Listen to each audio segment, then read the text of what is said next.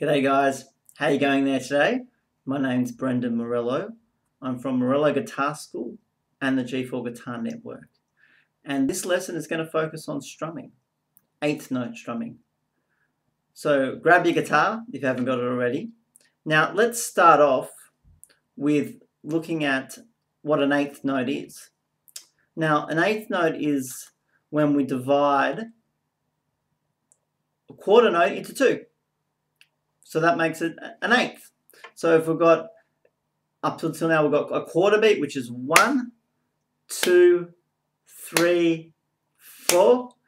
And then we're going to put it into an eighth note, which is 1 and 2 and 3 and 4 and. So we've got, instead of just doing 1, 2, 3, 4, they're quarter notes.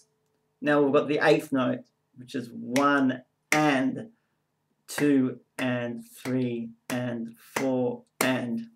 All right. So when we look at that from a strumming perspective, up until now it's just been 1, 2, 3, 4. But now we're going to do 1 and 2 and 3 and 4 and. Okay, so let's start off with looking at the basics behind strumming. Now, I recommend using a medium gauge pick. Now, when I say medium gauge, I'm saying that the thickness should be around 70 to 80 mil. Mine's 74 mil. You'll see there, it's just a medium gauge pick. Anything's too thin, it can be quite reflexy, and can snap sometimes if you get really excited strumming a song. And otherwise, if it's too thick, it's going to be too hard to glide across the strings, and it's going to get stuck. And so a medium gauge is nice in that way. It gives you a full sound, but it also gives you more control. So let's have a look now also at how you hold the pick, because essentially how you hold the pick will affect how much control you have as well with your strumming and the strength with which you can strum. So with all your right-hand guitarists, take your right hand there, and if you're left-handed, take your left hand. Now, put your index finger up. We're just looking at how we hold the pick here. You can skip this part if you already know. Curl your index finger, okay, like that. Now, bring the pick in with your left hand, and with the pointed end facing away from you. So I've got the pointed end like that, and then right at the bottom of it, put your thumb over the top. So curl that finger around. Now curling the finger is quite important because it will help you to use your wrist more. When you're like that, you use your fingers, be quite inconsistent. So but when you curl the finger like that, you now can use your wrist more. All right, so one of the key elements for strumming, whether it's down, up, or just down, is being able to use the tip of your pick. You want to use the tip, and so what you want to do is you want to glide the tip of the pick over the top of the strings. You don't want to get too far in. So if your pick gets too far in between the strings, it's going to be you're going to be fighting to get through the strings there. Now. So we want to get right on top, and we just want to glide our hand across. We don't want to, not like that too much, like then we're doing an arpeggio. We want to actually, it's like a sweeping motion. We're just sweeping the strings, just slightly. Keep your hand nice and relaxed. You don't want to keep it stiff, because then again, that's going to be, you don't want it to tense up. It's nice and relaxed. So we're just doing the downstroke now, and we're just lightly scraping the top of the strings. We'll do all 6 at the moment, so all 6 strings. That's nice, get a nice rhythm. So now, the next step, so that's your quarter notes. Let's try an eighth note. So we're going to do down and then up. So see how, just relax your hand and see if you bring your pick up the same way, in the same path that you brought it down.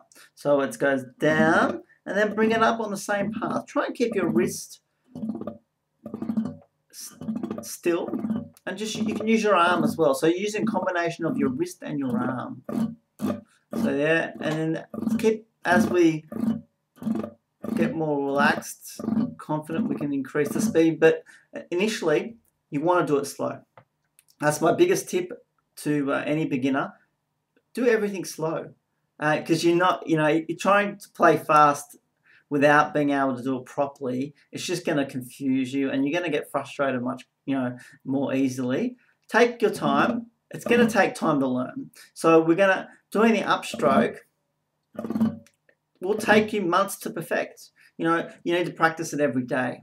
So I recommend to start off with just nice and slow. Just brush and get it to the point where the tip of the pick is just gliding across the top of the strings.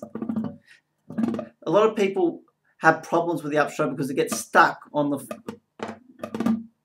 the first string there. See, I go down, okay, but I kind of get stuck, and then my hand gets thrown off the string. So I only get the bottom, the first two strings, and then I'll miss the rest. So the idea there is my biggest tip there for people getting in that situation: don't panic, don't get stressed. Just slow it down and just get it. So when you've got it, and even just do the upstroke. Watch it. If you've got no problems with the downstroke, just sit there and do the upstroke, and keep your hand nice and still, and use your combination of your arm and your wrist, sweeping the strings. All right. So now when you've got the upstroke, let's do an eighth note. Let's do a bar of 4. So it's 1 and 2 and 3 and 4 and. Now a good way to get your timing and your rhythm happening is with a metronome.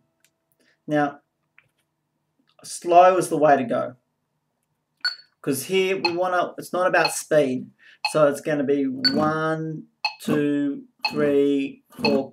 We'll start off with the quarter notes, and then 1 and 2 and 3 and 4 and 1 and 2 and 3 and 4.